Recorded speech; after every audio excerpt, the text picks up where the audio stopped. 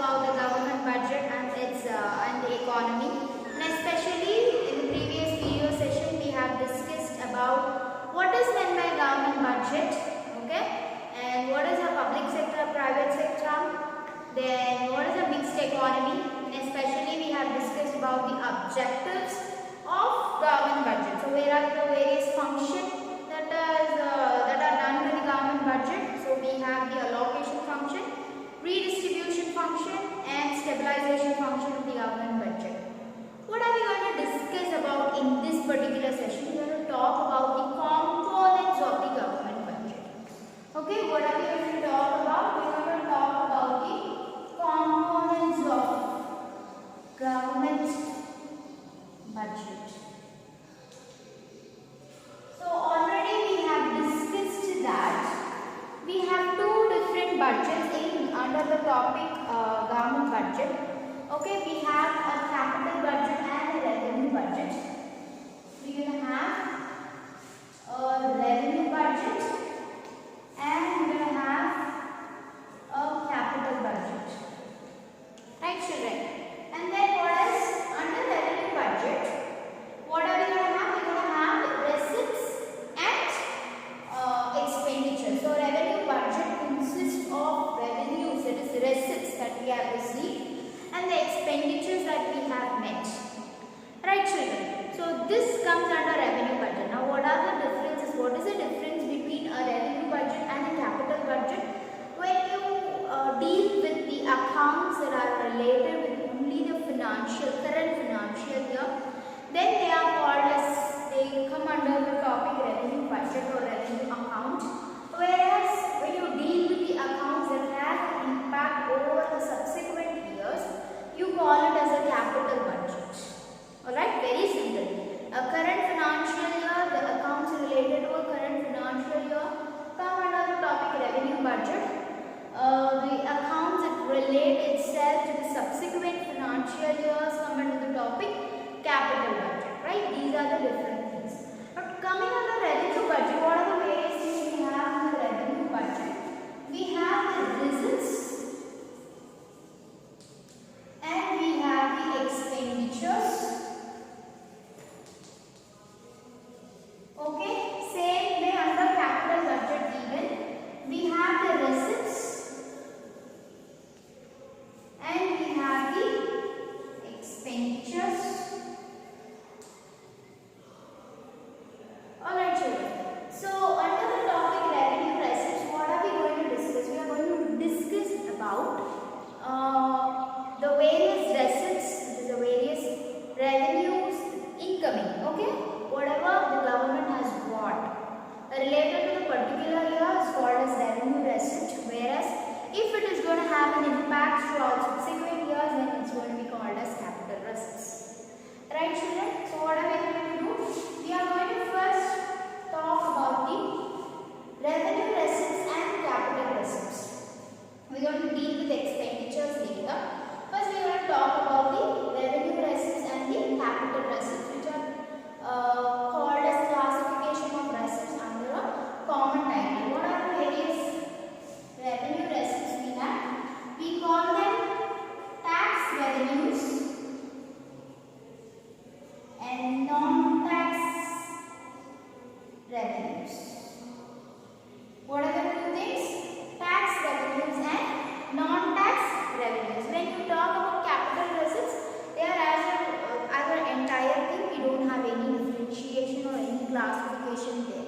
Talking about revenue expenditures, we have planned and non-planned. Same way for capital expenditures, planned and non-planned. But this video session is basically to discuss about the classification of receipts. So in this entire components of a government budget, you can see receipts in two places: the revenue receipts and the capital receipts. So revenue receipts are when you receive something and it is going to deal only with the current financial year. What is the financial year, children? When does it start? It starts on April 1st of every year and it goes on till March 31st of the next year. So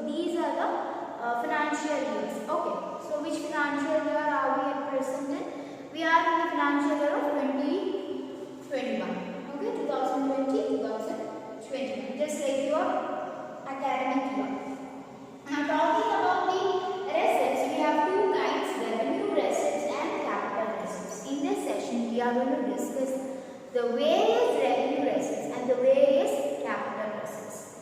So under revenue receipts, you have a further classification, namely tax revenues and non-tax revenues. Tax revenues, the income that the government earns through collection of tax, are called as tax revenues, whereas the income a government gets through anything other than a tax collection is termed as non-tax revenues. Again, tax revenues can be like, what are the various taxes we have? We have direct tax and we have indirect tax. So we have direct and indirect. Right, children? What do we have? We have the direct taxes and we have indirect taxes. Done? Clear? So what are these? Revenue receipts and capital receipts. Under the classification of receipts, what do we mean by receipts? Income. We have two receipts. We have the revenue receipts and we have the capital receipts. So revenue receipts that do not lead to a claim on the government. It's done periodically. It's done for a certain given period of a year. So you don't have a claim on the government. Whereas capital receipts will get a claim on the government. Okay, that is the difference, main difference between revenue receipts and capital receipts. They are termed to be non-redeemable. That is, once income is given, once income is earned by the government, once you give something to the government, you cannot get it back. It is termed as non-redeemable. Right? So when you pay something in form of tax, wealth tax, or when you pay something as an excise duty, it cannot be got back from the government. That is called as the what? Revenue receipts. But when you lend something to the government, it is termed as capital receipt because it is redeemable. You can get it back. Okay, the loan that is received by what? The loan received by a government is termed as the capital receipts because it has a claim on the government and it is redeemable. Right, children? So what are the two kinds of receipts we have? We have revenue receipts and we have capital receipts. Right, children? So we are going to discuss in detail about these two receipts. So let us just discuss them in detail under the topic classification of receipts. What are the two kinds of receipts we are going to talk about? The revenue receipts and capital receipts. Right, children? So we have, which chapter are we talking about? We are talking about chapter 5, which is the government budget and the economy. So we have classification of receipts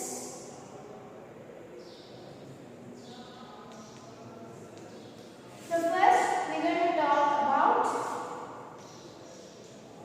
revenue receipts.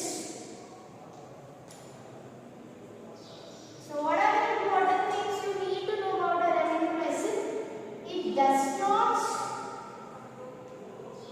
have a claim on the government. Have a claim, okay, on the government. And it is termed to be what? Non-redeemable. That is, you cannot get it back. What is meant by redeem it? Get it back. So when you get, a cashback offer or something like that, you redeem it. What is redeeming? Getting it. Okay, making use of it. Here we are going to talk about non-redeemable as what? You are not going to be able to get it. These revenue receipts, they do not have a claim on the government, as well as they are termed as non-redeemable. That is, they are not going to be able to be got back from the government. Right. So here, what are the examples that you can give? Okay, examples like dividends, okay, loans, not loans, interest on loans,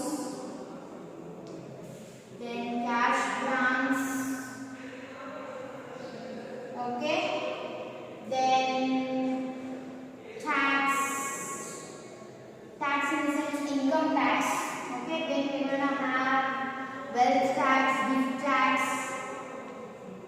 all those things are examples of revenue receipts. Out of this, we have again further classified this revenue receipts into two: tax revenues and non-tax revenues.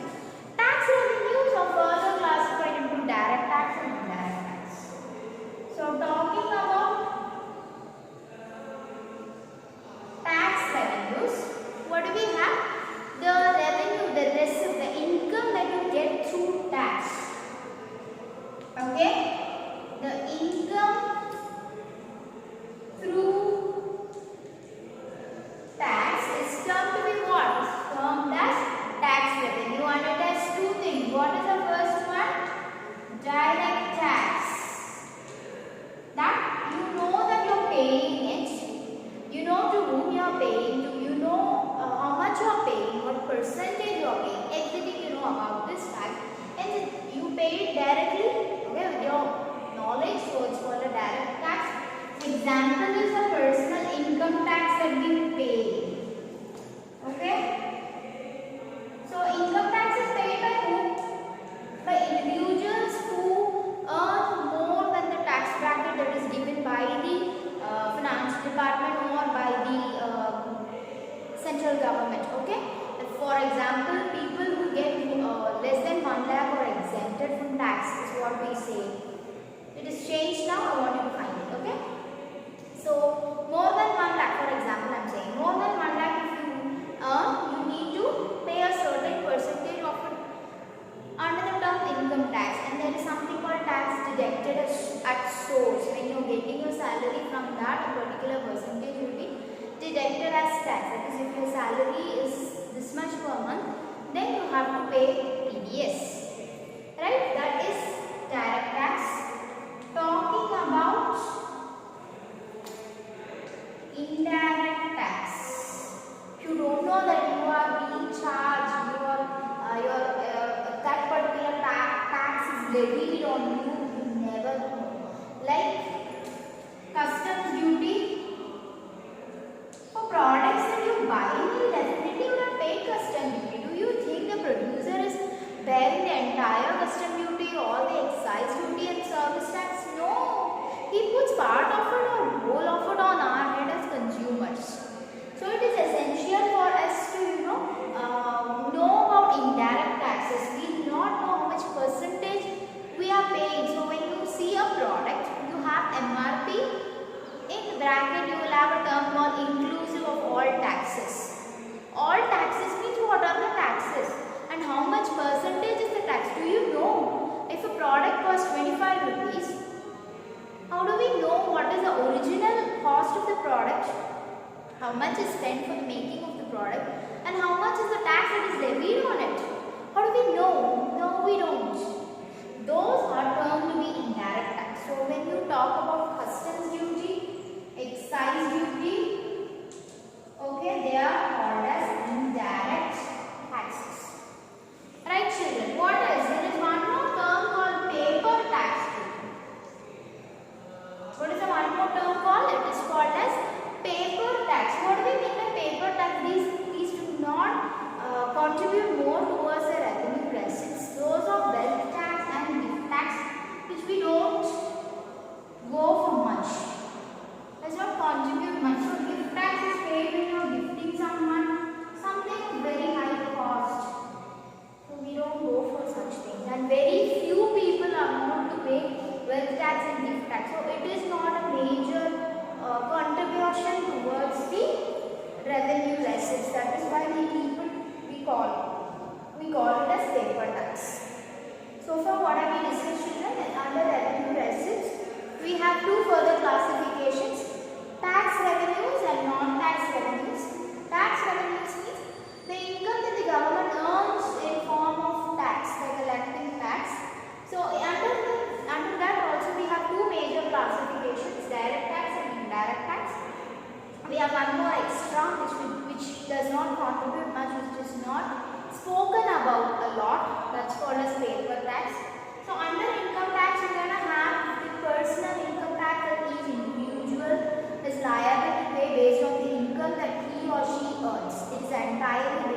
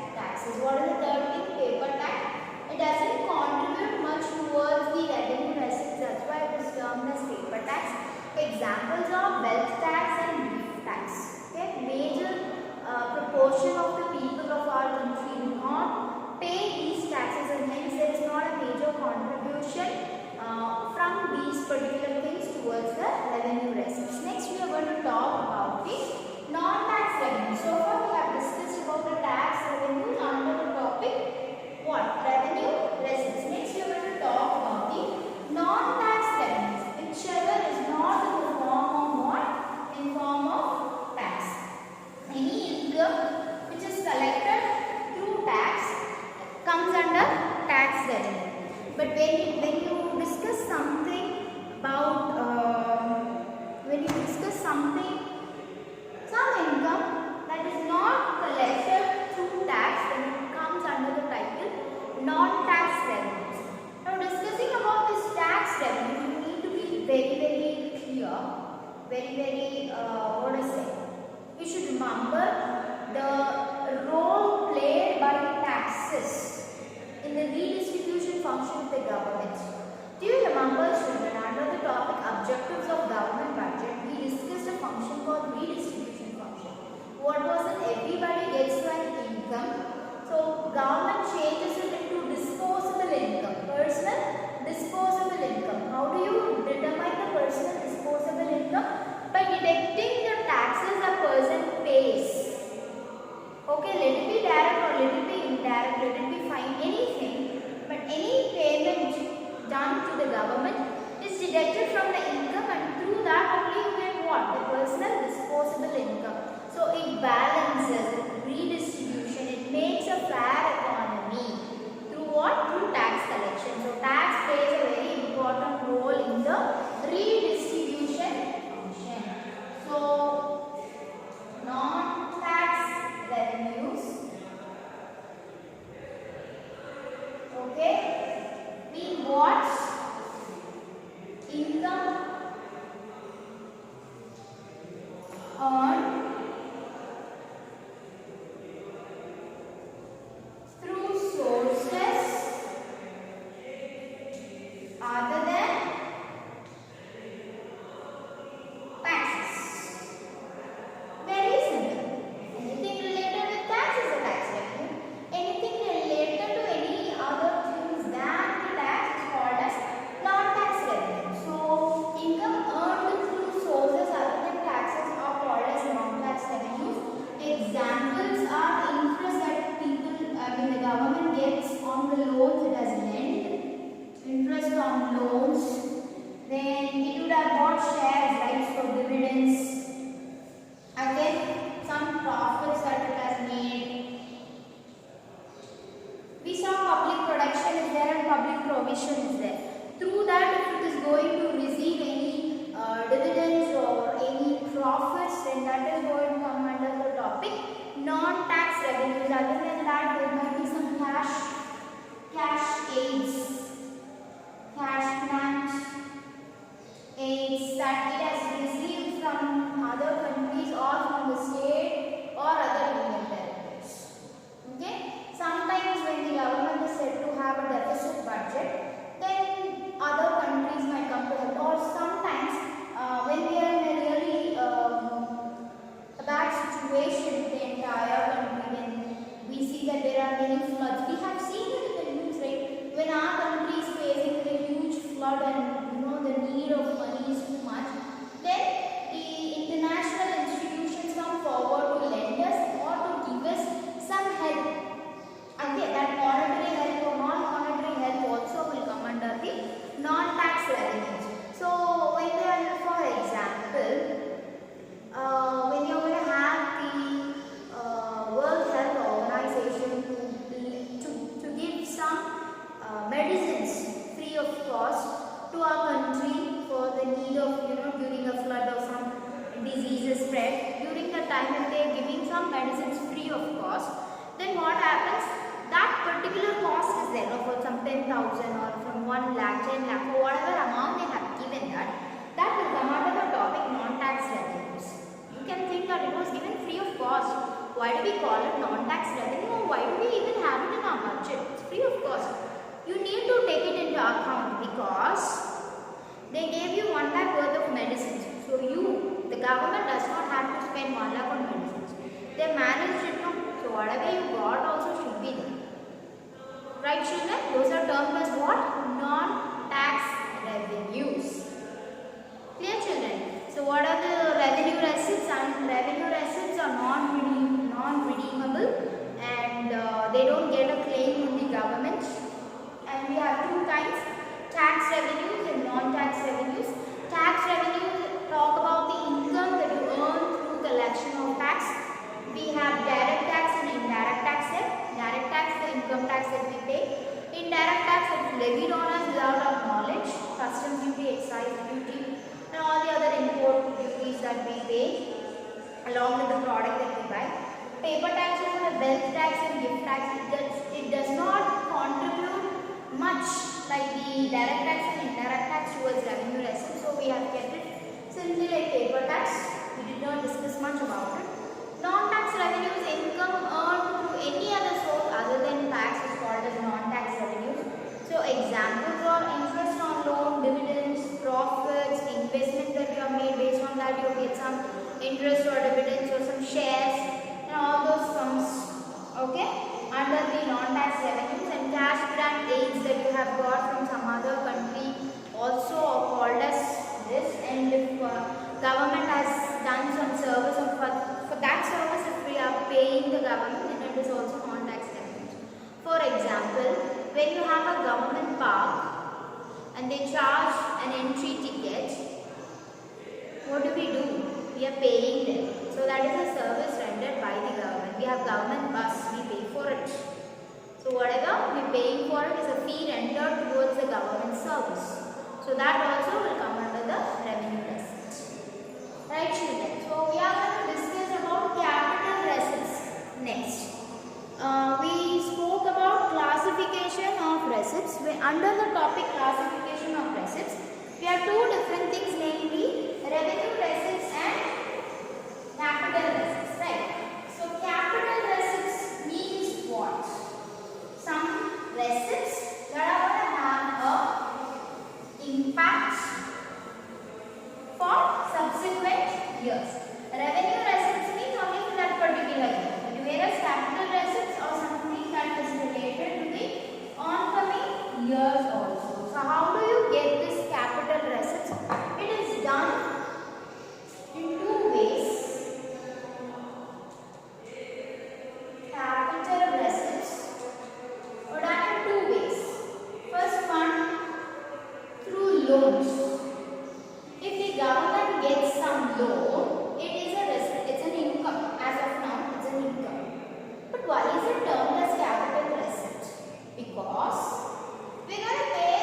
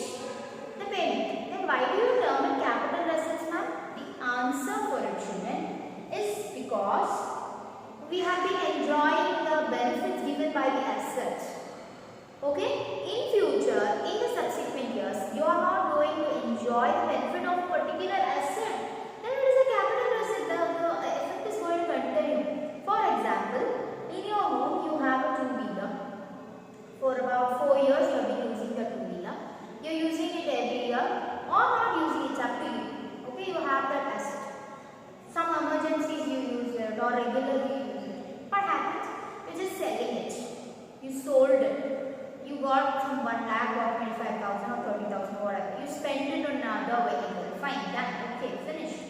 But still, the same vehicle's purpose will not be served, right? You had one particular cycle, means you sold the cycle and bought a bike. But the benefit that you have got by the cycle through the bicycle is lost. Hence, it is going to have an impact in subsequent years. That is why it is termed as a capital receipt. Right, children? So, capital receipts are materialized through loans or through sale of an asset, because both of it has an impact on the subsequent years, and this is called as a debt creating receipt. Okay, what is it called? It's called a debt creating receipt, whereas this one is a non-debt creating. As accountancy students, you will definitely know what is the debt. Right? You owe them. You are liable to pay, to repay. So what happens here? Actually, the redeemable factor comes. There in revenue receipts, we saw it is not redeemable. Here in capital receipts, it is redeemable. How it is redeemable? You need to pay it. Right, children? You are going to pay it again. So it is a debt creating capital receipt, and this is a non-debt creating capital receipt. Why? Even though it has an impact on the subsequent years, you are not going to be liable to anybody for anything for the sale of an asset. You, in the sense, I mean the government. The government is not going to be liable to anybody. It does not have to answer anyone regarding the sale of an asset, but it has to answer about the loan. It should say how the loan is used, whether it is repaid, what is the interest that we are paying. Everything is accountable. The government is answerable at that point of time. Right, children? So what do we have? The capital receipts. We have a debt creating capital receipts and a non-debt creating capital receipt. So when we talk about a loan, it's a debt creating because we are going to repay it in the subsequent years, and it's a debt for us. And when we talk about the sale of an asset, which is another form of capital receipt, it's not debt creating because we are not going to be liable to anybody and we are not going to pay. So it is termed as what? Non-debt creating. Clear, children? So, and then we will have another topic asset. What might come? So it can be machinery, can be vehicles, it can be aircrafts, it can be buildings. Just like a company home, same way, when it has shares of PSU, that is also an asset. What do we mean by PSU next? Public sector undertaking. What is the expansion of PSU, children? Public sector undertaking. That is the full form of PSU. Clear, children? So what are capital receipts? We have in forms of loans or through sale of an asset. Why do we say sale of an asset? Because whatever benefit we were receiving in the earlier years through that asset is going to be stopped after this particular time when you sell the asset. So you are going to lose the benefits that you were getting from the particular asset. That is why it is termed to be a capital receipt. So loans are called as debt creating, whereas sale of an asset is called as a non-debt creating capital receipt. By assets, what do we mean? It might be machinery, it might be building, it might be aircraft, anything, and it can be the shares of PSU, this shares that the government holds. Okay, from public sector undertaking, and from a public sector undertaking. What is the expansion of PSU? Public sector undertaking. Right, children? Do you remember in money and banking? Yeah, in money and banking, when the bank should generalize or when the bank should stabilize the money supply, how does it activate or deactivate the money supply? We discussed in short about the repo rate and the purchase repo rate and the reverse repo rate. Everything we have discussed. That is, when it sells, the money supply is different. When it purchases the shares, it is different. So that is the function of RBI. Here we are talking about buying and selling of shares through the government. Okay, it's because of the government's purchasing and selling of these shares, we are going to have a change as receipts or expenditures. We are just going to see the vice versa of it. That is, when you borrow, it comes under capital receipts. So when the government lends, where does it come under? Under the topic of capital expenditure. When the government sells an asset, it comes under the capital receipt. When it purchases an asset, where does it come? So these are the various things that we will be discussing under the topic expenditures. So under the topic expenditures, it's going to be a very detailed topic where we are going to talk about revenue expenditure and capital expenditure. Under revenue expenditure, we're going to have planned revenue expenditure, non-planned revenue expenditure. Under capital expenditure, we're going to have planned capital expenditure and non-planned capital expenditure. So these are the various things that we are going to discuss further. But in this particular session, what have we discussed? We have discussed about the classification of receipts. Receipts is the income that the government gets, and as we have two accounts, the revenue budget and the capital budget, we are going to have revenue receipts and capital receipts. Now revenue receipts are the income that deals with only the particular financial year. A capital receipt is where you have an impact in the subsequent years. That is a capital receipt. So under revenue receipt, we further discussed about tax revenues and non-tax revenues. Income that the government receives through collection of tax is called as tax revenue. There we have direct tax and indirect tax. Direct tax, the personal income tax paid. Indirect tax is like wealth tax, not wealth tax. The customs duty, excise duty, import duty and all those things come under indirect tax. Then we had a term called paper tax, wealth tax and gift tax. These are called as paper taxes because they do not contribute much towards the revenue budget.